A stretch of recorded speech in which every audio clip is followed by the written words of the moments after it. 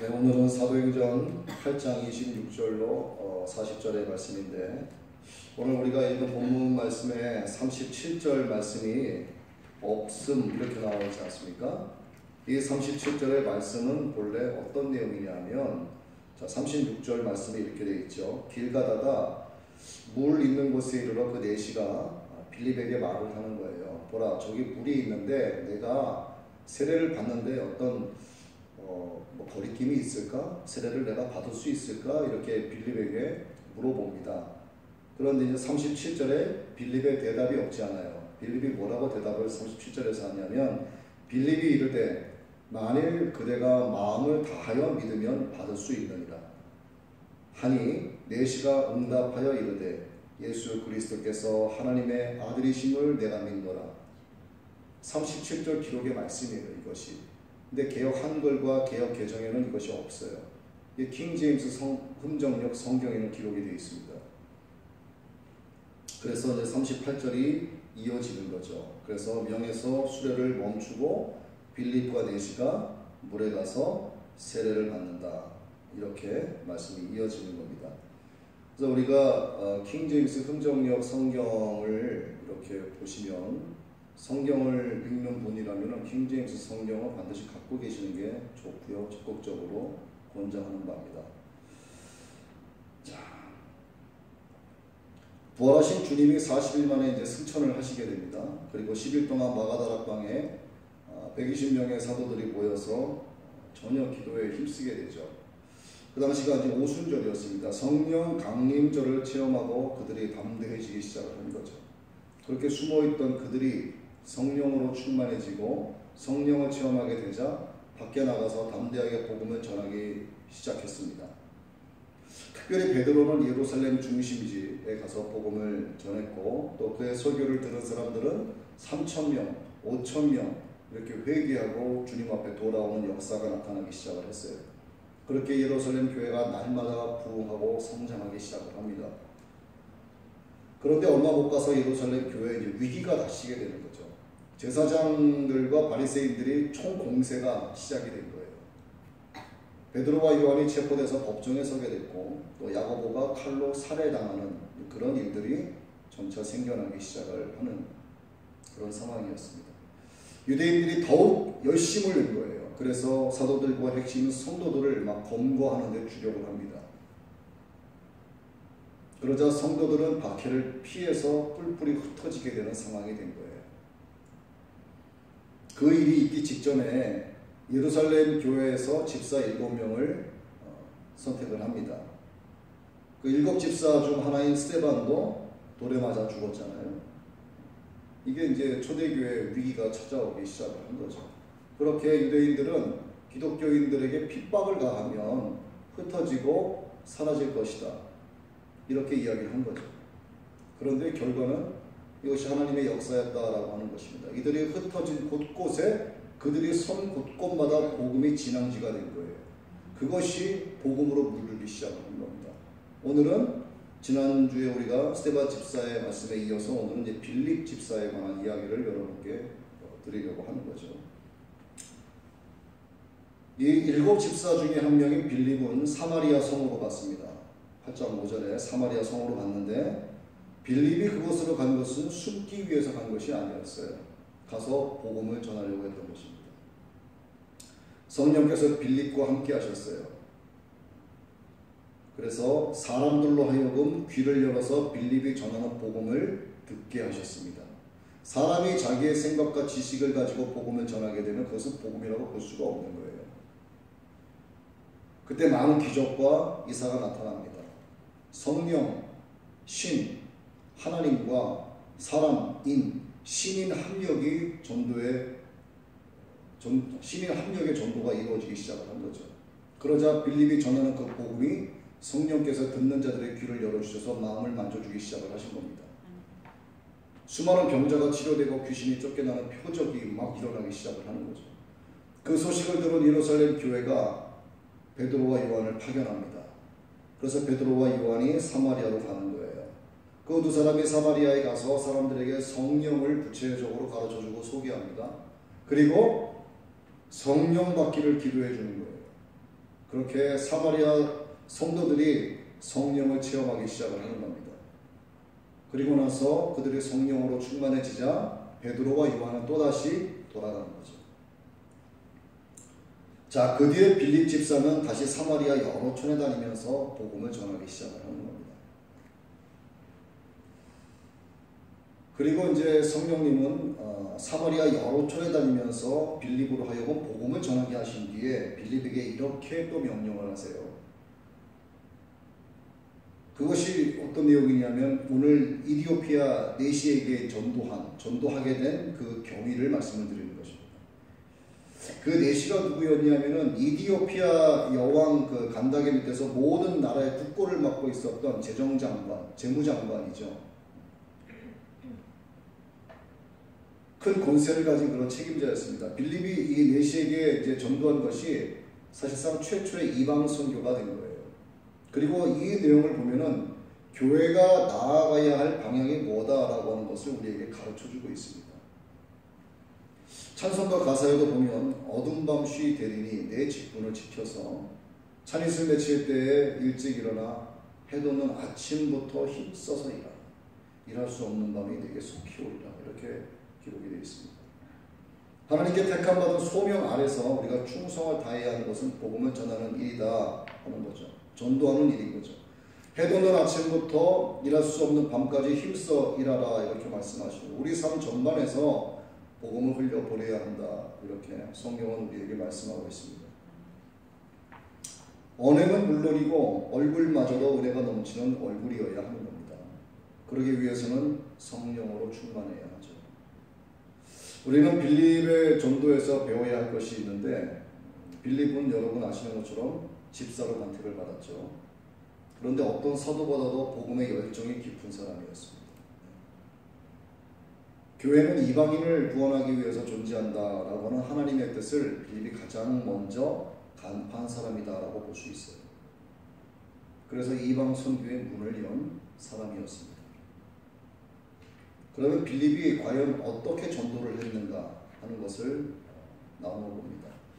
첫 번째 빌립은 성령님과 함께 동행하면서 전도를 했다는 거죠. 세상에서 가장 중요한 일이 뭐냐라고 한다면 예수 믿고 복음 전도자의 삶을 살아가는 것이다가 정답이에요.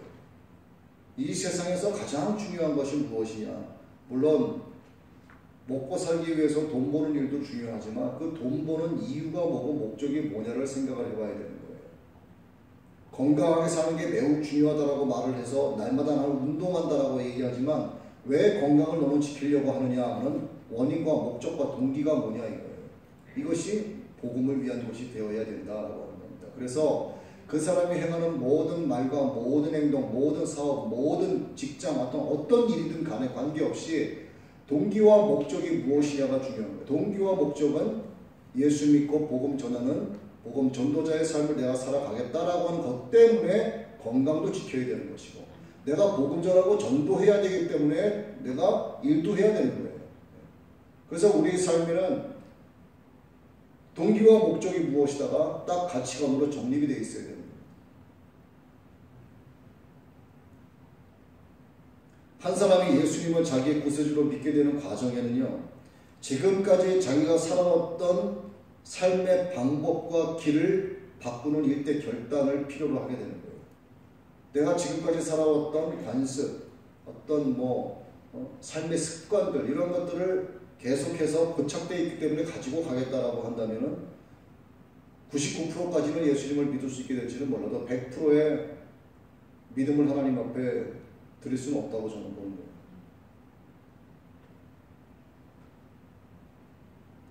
사람의 마음을 바꾸는 일은 사람이 갖고 있는 지식이나 힘으로는 아무리 해도 안 됩니다. 아무리 부모가 자식에게 잔소리를 해봐야 그거 안 하면 어떡하겠어요. 때리는 것도 한두 번이고 훈계하는 것도 한두 번이지 하나님께서 그 마음을 만지셔서 뒤집어 놓기 전에는 절대 바뀌지가 않습니다. 부모도 자식의 마음을 어떻게 할 수가 없는 거예요. 하나님께서 누군가를 선택을 하시고 구원하시기 위해서는 자기의 종을 보내셔서 말씀을 전하게 하세요. 하나님께서 누군가를 선택을 하셨어요. 그러면 하나님의 방법이 뭐겠냐 이거죠. 하나님은 자기의 종들을 보냅니다. 여기서 말하는 종은 뭐냐면 안수받은 목사를 얘기하는 게 아니에요. 로마서 1장에 나와 있는 예수 그리스도의 것들을 이야기하는 겁니다. 예수 그리스도의 것은 예수 믿는 자들을 얘기하는 거예요. 그래서 기독교인은 다 예수 그리스도의 종이다 이렇게 이야기하는 겁니다. 이것은 제 말씀이 아니고 로마서 1장의 말씀이에요. 그래서 하나님은 자기의 종들을 선택한 자들에게 보내시는 겁니다. 그래서 성령과 함께 합력하여 그에게 복음을 전하게 하시는 거예요. 이게 바로 신인 협동 작업인 겁니다. 전도는 신인 협동 작업으로 해야만 이루어지는 거예요. 사람의 방법을 가지고 내가 가가지고 날마다 뭐 그를 기다리면서 먹을 거를 맛있게 사주고 뭘 어떻게 해주고 사람의 생각 가지고는 되는 게 아니에요. 이게 성령께서 주시는 마음을 갖고 내가 움직여야만 이게 신인 협동이 되는 겁니다. 마음은 성령께서 움직이시지만 보통 때는 성령의 사람의 음성을 내지 않잖아요. 그렇기 때문에 사람의 말로 하나님의 말씀을 전해줄 사람이 합력해야 되는 거예요. 그러나 우리가 오해되지 말아야 될 것은 성령이 하시는 일에 사람이 협력을 하는 게 아닌 거예요. 이것은 쌍방이 합력을 해야 되는 겁니다. 일방적인 게 없는 거예요. 그래서 전도는 성령과 함께하는 영혼 구원의 사역이다라고 이야기하는 것입니다. 따라서 성령을 모르고서는 전도를 할 수 없는 거예요. 성령 충만하지 아니한 자에게 전도하라라고 이야기하면 너무나 괴로운 겁니다. 그 사실은. 성령으로 충만한 자에게 전도하라 하면 기뻐하는 거예요. 그리고 성령으로 충만한 자에게 전도하라 말을 할 필요가 없어요. 왜? 그 안에 계신 성령께서 그의 마음 가운데 말씀을 하시거든요. 네 앞에 있는 저 사람에게 복음을 전하라고 자꾸 마음을 심어주시거든요. 그럼 가서 예수 믿으세요라고 한마디라도 한단 말입니다. 이게 내가 하는 것이냐? 아니란 얘기예요. 성령께서 그를 통하여 말하게 하시는 것. 이게 바로 신의 협동 전도란 얘기죠. 성령께서는 전도하시기 위해서 누구에게로 가라 이렇게 마음에서 말씀하세요. 그리고 무슨 말을 하라 이렇게 우리에게 가르쳐 주십니다. 그러나 성령은 우리의 생각을 눌러서 강제적으로 주장하시는 게 아니에요. 성령님은요 보혜사입니다. 도와주시는 분이에요. 성령은 주관적으로 임의대로 강제적으로 끌고 가시는 분이 아닌 거예요. 성부, 성자, 성령 각 인격은 각자 역할이 다릅니다. 성령은 우리를 도와주시는 분이에요. 그래서 강제적으로 막 끌고 가시는 분이 아닌 거예요. 우리가 믿음으로 예수 이름으로 나갈 때 하나님을 의지하고 나갈 때 우리가 믿음으로 선포할 때 성령께서 우리에게 할 말을 할 수 있도록 도와주시는 역할을 하시는 거예요. 그래서 내 생각을 움직여서 누구에게로 가고 싶게 만들고 누구에게 가서 어떤 말을 하고 싶게 만드는 거예요. 이것이 성령께서 믿는 자들을 도와주시는 보혜사 성령님의 역할을 우리에게 해주고 계시는 겁니다. 그래야지만 전도가 제대로 이루어지는 거예요. 이것이 바로 전도하는 성령의 방법이다 라고 말합니다.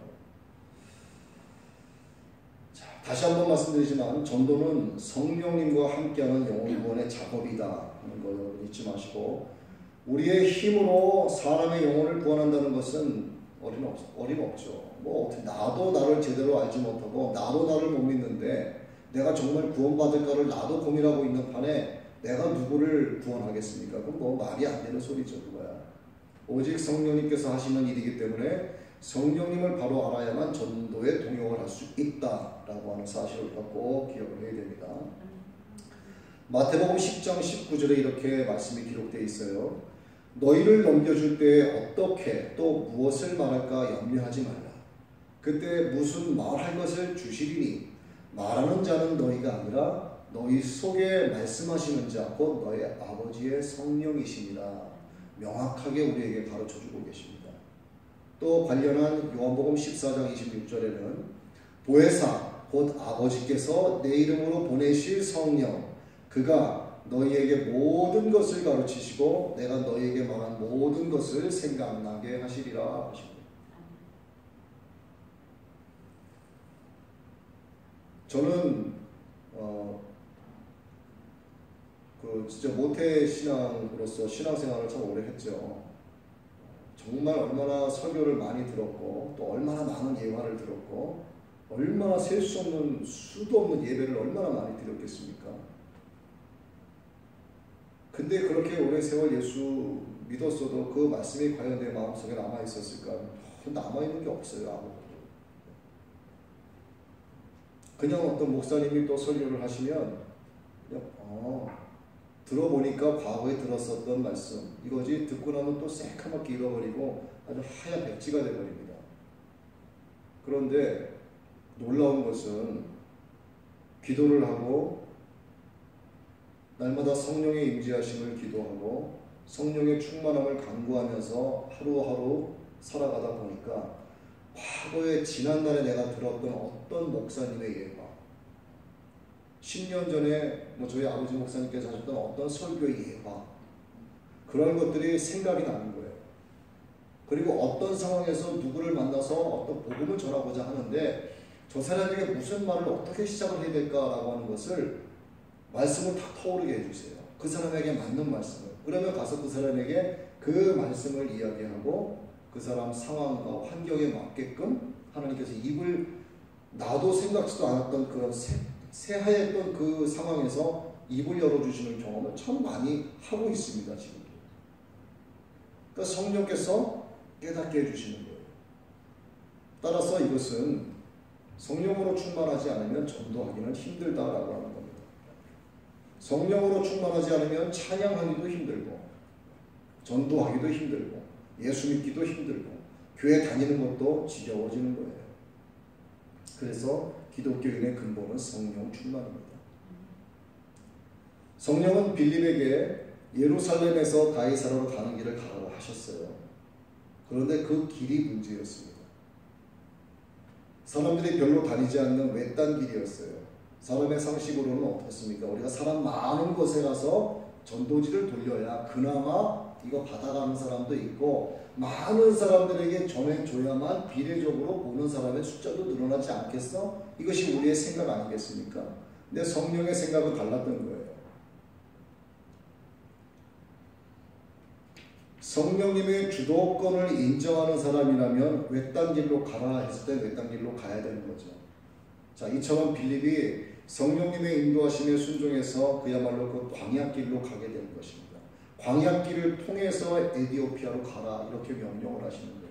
가는 길에 누굴 만나겠습니까? 그 광야에 사람 만날 수가 없는 거예요. 그렇게 가고 있었어요. 가다 보니 거기에서 에디오피아의 재무장관 네시 한 사람을 만나게 되는 겁니다. 그가 예루살렘에 예배드리러 갔다가 자기 나라로 돌아가고 있는 중이었어요. 멀리서 이렇게 보고 있었죠. 근데 성령께서 빌립의 마음에 말씀하십니다. 가까이 가라. 순종하고 아멘하고 가는 거예요. 가서 보니까 그 사람이 예수 믿는 사람이었어요. 보니 성경을 읽고 있어요. 아니 이럴 수가. 그러니까 우리는 어떤가요? 아, 예수 믿으세요. 교회 다녀요. 그럼 알겠습니다 하고 돌아가잖아요. 근데 이 내시는 성경을 읽고 있는 사람이었어요. 일상생활에서 성경을 보는 사람이야. 우리 그들에게 복음을 전하지 않잖아요. 근데 빌립은 그에게도 복음을 전했어요. 성경을 내가 들고 읽고 있다라고 해서 진짜 예수 믿는 사람이겠느냐? 아니란 얘기예요. 진짜 교회 다니는 사람이라고 해서 하나님을 아는 지식이 있는 사람이냐? 아니란 얘기입니다. 절대. 예수 믿는 사람, 성도, 교회와 관련 있는 사람, 교인 분명히 구분되어져 있어요. 이 재무장관 네시도 성경을 읽고 있었지만 그냥 글씨를 읽고 있는 거예요. 읽긴 읽어도 이게 도무지 무슨 뜻인지를 모르는 겁니다. 그래서 성령은 빌립에게 그것을 아시고 가라 하신 거예요. 그리고 순종하고 가게 됩니다. 자, 가면서 마음으로 생각을 했을 수 있겠죠. 하나님께서 이 마음을 주셔서 내가 저 사람에게 가까이 가고는 있는데 가서 내가 뭐라고 말해야 될까? 보아하니 마차도 근사하고 돈 좀 꽤 있는 사람처럼 보이고 권세도 있어 보이는데 내가 그에게 가서 이 초라한 내가 뭐라고 전할까? 라고 생각을 하고 있었겠죠. 자, 그런데 가까이 가서 보니까 조금 전 말씀드린 대로 성경을 읽고 있었던 거예요. 그러자 성령께서 빌립의 마음 가운데 또 이렇게 말씀하십니다. 이러한 질문을 하라고 말씀하시는 거예요. 당신이 읽고 있는 성경 이해가 되십니까? 이렇게 질문하는 거예요. 그랬더니 마침 네시가 이렇게 대답을 합니다. 아니 가르쳐주는 사람이 없는데 내가 이걸 어떻게 알겠습니까? 그냥 읽는 거죠. 근데 이런 식의 답변이 나오는 거죠. 그러면서 빌립에게 마차에 올라와서 나를 좀 가르쳐달라 이렇게 이야기하는 겁니다. 빌립이 상상도 못할 일이 벌어진 거죠. 이 광야길에 무슨 사람이 있겠나 하고 만약에 성령께서 주시는 그 마음을 내가 거부했더라면 꿈도 꿀 수 없는 일이 지금 벌어지고 있는 거예요. 빌립이 고관대작의 마차 위에 올라가서 사부님 노릇을 하고 있는 겁니다. 이것이 성령과 함께하는 정상적인 전도다 하는 것을 말씀을 드리는 거예요. 전도는 내가 내 실력으로 혼자 하는 것이 아니죠. 성령님이 하시는 영혼 구원의 사역이죠. 그런데 하나님이 구원하시려고 정하신 그 사람에게 찾아가서 만나고 말을 전하고 하는 데는 사람이 필요한 거예요. 하나님의 종이 필요한 겁니다. 그 일에 사용되어지는 사람이 바로 전도자다 이렇게 되는 거죠. 여러분들이 전도자가 되셔야 됩니다. 빌립이 위대하고 사도 바울이 위대하죠. 스데반 집사도 위대하고 모든 사도 제자들이 위대합니다. 이 세상에 많은 위대한 주의 종들이 살다가 갔고 지금도 많은 위대한 주의 종들이 살고 있어요. 여기서 주의 종은 모든 예수 믿는 자들을 가리키는 것입니다. 그들이 성령님의 인도를 따라서 성령과 함께 일했기 때문에 그들은 위대한 주의 종이다 이렇게 일컬음받게 되는 거죠. 여러분들도 위대한 주의 종들이 되기를 바랍니다. 내시가 읽고 있었던 성경은 이사야 53장의 말씀이었어요. 그것은 다름 아닌 예수님이 장차 오셔서 모진 고난을 받게 된다라고 하는 예언이 담긴 내용을 마침 그 내시가 읽고 있었던 겁니다. 그 내용이 이래요. 저가 사지로 끌려가는 양과 같이 끌리었고 털 깎는 자 앞에서 어린 양의 잠잠함과 같이 그 입을 열지 아니하였도다. 낮은 때 공변된 판단을 받지 못하였으니 누가 가히 그 세대를 말하리요. 그 생명이 땅에서 빼앗기리로다. 이것을 내시가 읽고 있는데 이게 도무지 무슨 말씀인가를 알아들을 수가 없는 거예요. 그래서 이 기절은 이사야 자신이 겪은 이야기냐 아니면 다른 사람에 관한 말이냐 이제 이렇게 이야기를 하는 겁니다. 그러자 빌립의 입장에서는 정말 전도하기 좋은 환경이 생각지도 않게 전개되어져 가고 있는 거예요. 무슨 말을 꺼내서 전도를 시작할까 염려할 것이 없어졌습니다. 빌립은 성령께서 만들어 놓으신 이 기회를 놓치지 않고 그 자리에서 복음을 전하기 시작을 하는 거예요. 이게 뭐냐? 우리도 전도의 기회를 놓쳐서는 안 됩니다. 여러분도 분명히 신앙생활 하시면서 앞에 있는 누군가에게 내 주변에서 날마다 만나는 누군가에게 저 사람에게 예수 믿으라는 말 한마디 해보고 싶은데 마음에서는 막 원하는데 미처 말 꺼내지 못하고 그냥 지나가 버린 그런 경우 아마 다 있으셨을 거예요. 이게 성령께서 강력하게 말씀하시는 거예요. 그에게 복음을 전하라고. 여러분들이 그럴 때 주저하지 않고 복음을 전하면 그가 당장은 거부할지 몰라도 그는 돌아가서 그 말을 곱씹고 생각을 하게 됩니다. 성령께서 그를 만지시기 때문에 그런 거예요. 괜히 성령께서 우리의 마음 가운데 그런 마음을 주시는 게 아닙니다. 내 앞에 있는 그를 하나님께서 선택하셨다라고 하는 증거가 내 마음 주시는 성령께서 주시는 그 말씀을 통해서 나타나는 거예요. 그는 모르고 있죠. 하지만 내가 전할 때 성령께서는 내가 전하는 복음과 함께 그의 마음에 들어갑니다. 그가 그냥 돌아간다 할지라도 이미 복음이 그의 귀를 통해서 마음에 들어온 거예요. 자기는 아니다라고 생각하겠지만 함께 간 성령께서 내 마음을 만지시기 시작을 하는 것은 자꾸 그것이 뇌리에 읊어지게 됩니다. 기독교 서점에 간 어떤 할아버지 연세 많으신 분이 그분은 전도자의 삶을 살았어요. 매일 전도지를 사서 계속 전합니다. 이것을 한 20년간 하신 분이에요. 하루는 그분이 더 이상 전도를 할 수 없는 그런 연세가 너무 많아져서 힘들어서 자기 생각에 이제 오늘 내가 전도하고 전도는 이제 오늘로서 더 이상 못하겠다 하는 생각에 서점으로 가서 전도지를 이만큼을 사서 그걸 계산하는 점원에게 이야기합니다. 아이고 오늘 내가 전도지 사러 오는 것이 이제 마지막이 될 것 같습니다. 내가 그간 20년간 이렇게 전도를 전했는데 왜요? 하고 물으니까 내가 20년간 전도지 돌렸어도 전도지 받고 예수 믿는 사람이 있는지 20년간 한번 확인해 본 적도 없고 알 수도 없고 하나님이 기뻐하시는지도 모르겠고 열매가 맺었는지도 모르겠어요. 그리고 이제 사서 가려고 하는데 저기 할아버지하고 누가 뒤에서 부르는 거예요. 젊은 청년이었습니다. 젊은 청년은 아니고 이제 한 중년쯤 돼 보이는 사람인데 그 할아버지 등 뒤에서 책을 고르고 있었던 사람이 그 할아버지 모습을 언뜻 보고서 고르는데 그 할아버지가 하는 이야기를 듣고 이렇게 쳐다본 거예요. 그랬더니 10년 전쯤에 어딘가에서 그분으로부터 전도지를 받았던 사람이었어요.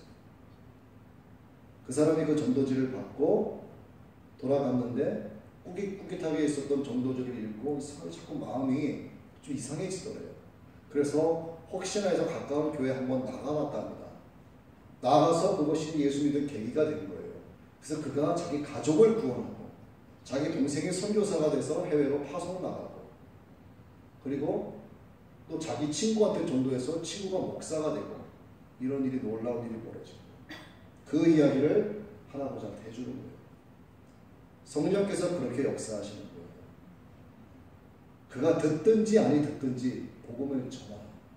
파수꾼의 사명을 감당하라 이거죠.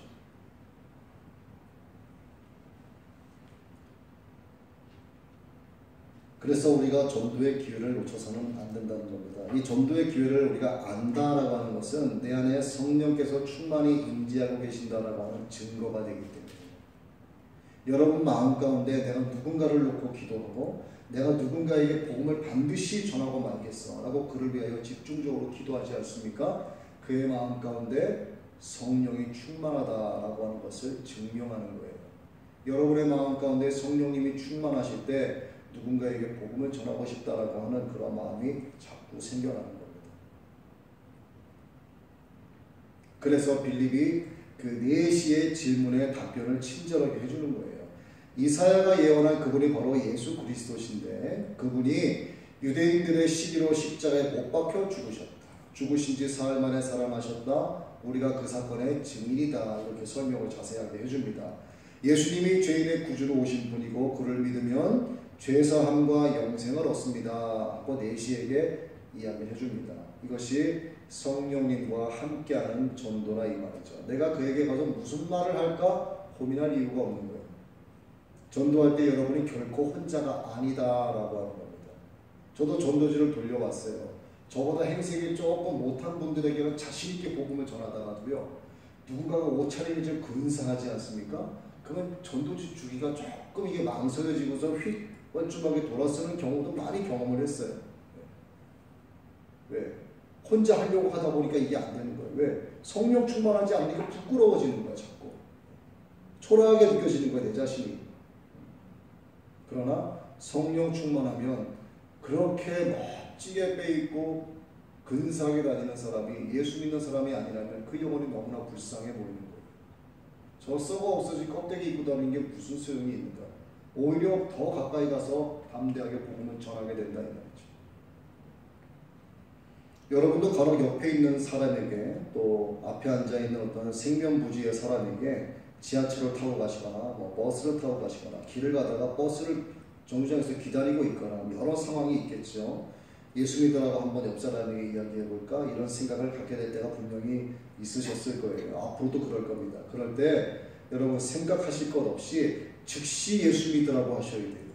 즉시 생각할 것 없이 주저할 것 없이 즉시 예수 믿으라고 하셔야 돼요.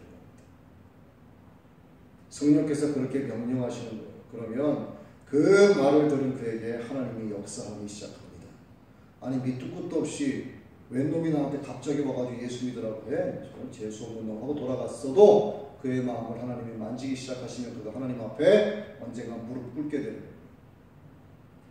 우리가 복음을 전하는 충성된 자로 주님 앞에 설 수 있도록 성령께서 전도의 기회를 만들어 주시는 겁니다. 이것이 자연스러운 환경을 통해서 전도하게 하시고 빌립처럼 강권적인 역사하심으로 전도하게 하시고 자신 또는 타인의 갑작스러운 사고에서 인간의 연약함을 발견하고 복음을 받아들이게도 하시는 거예요. 어떤 사람은 사업의 실패가 예수 믿는 전화위복의 기회가 되기도 합니다. 저처럼. 전도의 기회가 내게 생긴다는 것, 이것은 성령님이 거듭 말씀드리지만 내 안에 거하고 계신다는 확실한 증거예요. 바울과 시라는 빌립보 감옥에 갇혀 있다가 간수에게 전도할 기회를 얻어서 복음을 전하게 됩니다. 그래서 빌립보 교회가 세워진 거예요. 교회가 이렇게 세워지는 겁니다. 이것이 성령께서 주시는 전도의 기회고 성령께서 함께 하시는 전도다라고 하는 것이죠. 그 다음, 전도를 할 수 있도록 마음의 소원을 통해서 이끌어 주신다는 거예요. 하나님은 우리가 전도할 수 있도록 마음의 소원을 통해서 이끌어 주시는 겁니다.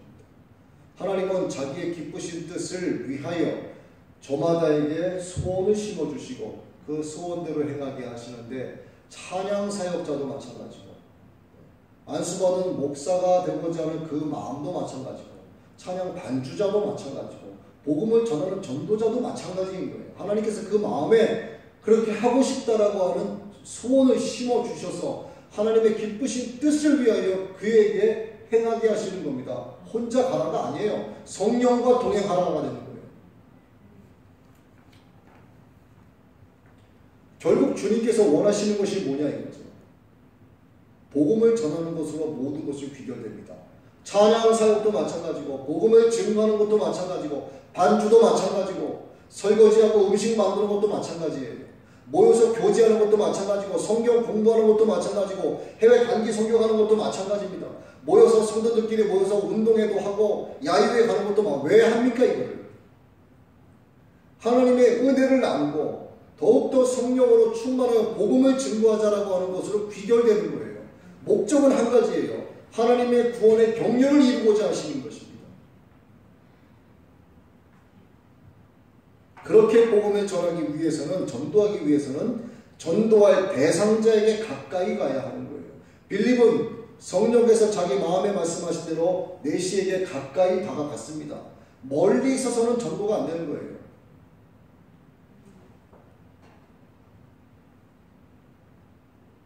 성전 미문에 앉아있는 안진뱅이를 베드로와 요한이 바라봅니다. 그에게 가까이 가지 아니하였더라면 그냥 들어가 버리면 그러한 기적의 역사는 성경에 기록되지 않았을 거예요. 바울과 요한은 주목하여 봤습니다. 그리고 가까이 갔어요. 그리고 손을 잡아 일으켰습니다. 누군가에게 복음이 전파되기 위해서는 그에게 가까이 나아가야 하는 거예요. 예수 믿으세요 하고 외치고 가버리는 게 아닙니다. 가서 전해야 되는 거예요.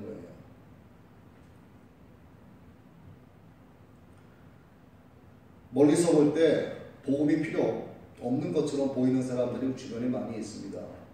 겉으로 보기에는 행복해 보이는 사람들이 많죠. 그런데 실상 그 마음이 텅 비어있는 사람들이 굉장히 많아요. 하나님의 보호하심과 위로하심과 영생에 대한 보장이 그들에게 절실히 필요하다는 것을 대상자에게 가까이 가서 보지 않으면 우리는 알 수가 없는 겁니다.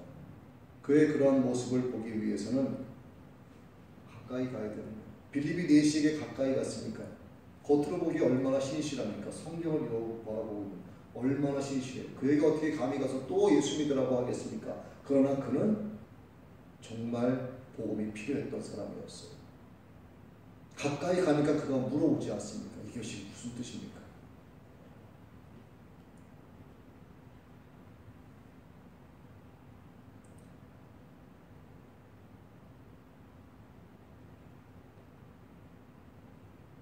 하나님이 여러분의 삶 가운데서 만나게 하시는 사람들에게 가까이 다가가시기 바랍니다. 여러분 직장, 또 사업장, 또 여러분 살고 계시는 동네 여러 곳에서 여러분들이 자주 접하시는 분들이 있으실 거예요. 그분들에게 가까이 다가가시기 바랍니다. 여러분 여호와 증인들 요즘에 굉장히 많이 나오는 거 아시죠? 예전하고 다르게 여호와 증인들 정말 많이 거리에 쏟아져 나와서 둘이서 서 있습니다. 정말 많아졌어요. 그들은 이단이죠. 그런데 그들은 자기네가 이단이라고 얘기할까요? 아니에요. 그들의 전략이 뭘까요? 가까이 다가가는 거예요. 버스 정류장 뒤에 두세 발 뒤에 서 있습니다. 계속 서 있어요. 지나가는 사람들마다 눈을 마주칩니다. 제가 뭐 하고 있다가 딱 쳐다보지 않습니까? 그 눈이 탁 마주쳐요. 그러니까 계속 주목하여 보는 거예요. 가는 사람들의 눈을. 탁 마주치면 그 사람들이 어떻게 할까요? 그 다음에 어디도 다 똑같아요. 활짝 웃어요. 안녕하세요 인사하고 이리 오세요 하고 아주 상냥하게 이야기한다. 남자 여자 할 것 없이, 나이 든 사람이나 젊은 사람이나 할 것 없이 다 똑같아요. 그렇게 그들을 훈련되어줬어요.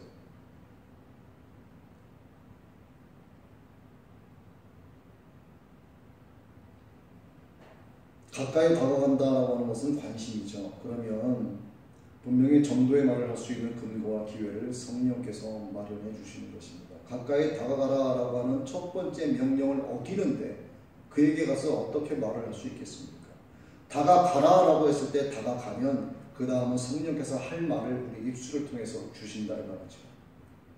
여기서 또 한 가지 중요한 것이 있습니다. 빌립은 복음만 전하고 떠나갔어요. 더 다른 구차한 이야기를 하지 않았습니다. 복음을 들은 내시는 감동이 돼서 그 마차 위에서 예수님을 자기의 구주로 모셨어요. 자, 그 내시는 예배를 드리고 돌아가는 길이라고 했지 않습니까? 그런데 성경을 읽고 있다고 하지 않았습니까? 그렇죠? 그런데 또다시 빌립으로부터 침례를 받는 거예요. 세례를 받고 예수님을 자기의 구세주로 영접했다라고 기록했습니다. 비로소 진짜 거듭난 사람이 됐다는 얘기죠. 겉으로 보기에는 정말 예수 잘 믿는 신실한 사람 같은데 가서 보니 아무것도 모르는 거예요. 하나님을 인격적으로 만나지도 못했어요. 복음이 뭔지도 모릅니다. 그래서 예수 그리스도의 종들은 전도자의 삶을 살아야 되는 것입니다. 전도자의 삶을 살기 위해서는 말씀을 알아야 될 거 아니에요. 말씀은 하나님이시지 않습니까? 하나님을 아는 지식이 없으면 하고 싶어도 못하는 거예요. 그러니 적어도 예배 시간만큼은 하나님의 말씀이 선포되어진 시간만큼이라도 집중적으로 들으셔야 되는 겁니다. 그리고 그 말씀을 계속 묵상을 하셔야 되는 거예요. 설교를 하는 방법 가운데 설교를 하는 방법이라고 얘기하면 조금 세상적인 느낌 같아서 안 어울릴 수도 있겠지만 하나님께서 주시는 말씀을 선포하기 위해서 원고를 작성을 하고 이것을 읽고 또 읽고 바라보기도 하지만요. 그 말씀에 대해서 제가 계속 묵상을 해야 돼요. 전도, 성령님과 함께하는 전도는 이런 거, 그러면은 내가 다가가야 되겠지. 다가가면 내가 그다음 무슨 말을 이런 것들을 계속 생각을 하는 겁니다. 이게 말씀을 안고 살아가야 돼요. 자꾸. 그러니까 들은 여러분들도 마찬가지입니다. 말씀을 듣고 끝나서는 안 되고 그 말씀이 내 삶에서 나와 하나가 되어야 되는 겁니다. 그래야 진짜 전도자가 되는 거예요. 자, 빌립은 물에서 내시에게 세례를 줬습니다. 그 다음 장면이 매우 인상적인 거예요. 자, 성령님은 물에서 나온 빌립을 호련히 이끌어 가셨습니다. 다른 데로 가라 하신 거예요. 빌립은 내시를 다시 보지 못했습니다. 그리고 내시도 빌립을 못 봤어요. 그 다음부터. 그저 복음을 들은 것만으로 흡족해하며 길을 갔다. 이렇게 기록되어 있죠. 자, 이 말씀처럼 전도자는, 전도하는 사람은 복음을 전해주고 자기 자신은 숨겨야 됩니다. 복음만 전해야지 복음을 전하는 사람이 자꾸 증거가 되면 안 되는 거예요. 하나님의 말씀을 선포하는 목사가 자꾸 드러나면 그 교회는 곧장 다원교회입니다. 목사가 전하는 하나님의 말씀이 드러나야지 그걸 전하는 사람이 자꾸 드러나면 문제가 되는 겁니다. 그래서 내가 누군가를 전도해서 그 사람이 교회에 들어왔어요. 내가 전도한 그 새신자를 자기 사람으로 만들려고 하는 사람들이 교회 내에 더러 있습니다. 내 편인가 내 편. 하나님 편으로 만들어야 되는데 내 편 만들기 작정하는 거예요. 교회 내에서 자기의 세력을 키워나가는 겁니다. 야, 어느 교회 가니까 김집사한테 잘못 보이면 너 신앙교회 다니기 힘들걸. 이런 얘기가 그래서 터져나오는 거예요.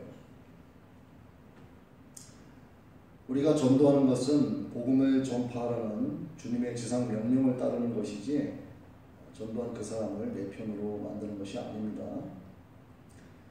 말씀을 맺겠습니다. 여러분, 성령님과 동역하시되 주시는 전도 환경을 이용하시고 또 전도자에게, 전도 대상자에게 가까이 나아가시고 오직 예수 그리스도만 전하셔서 내 편이 아닌 주님의 제자로 삼는 그런 참된 복음의 증인이 되시기를 주의 이름으로 축원합니다.